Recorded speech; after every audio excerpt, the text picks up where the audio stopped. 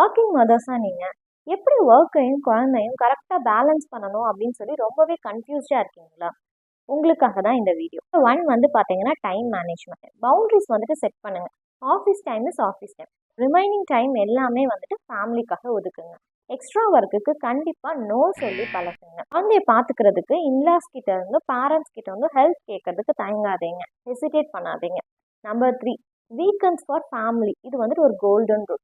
Weekends வந்து கண்டிப்பாக குழந்தைக்காகவும் ஹஸ்பண்ட்காகவும் ஃபுல் டைம் வந்துட்டு ஸ்பெண்ட் பண்ணுங்க. Number 4, avoid guilt.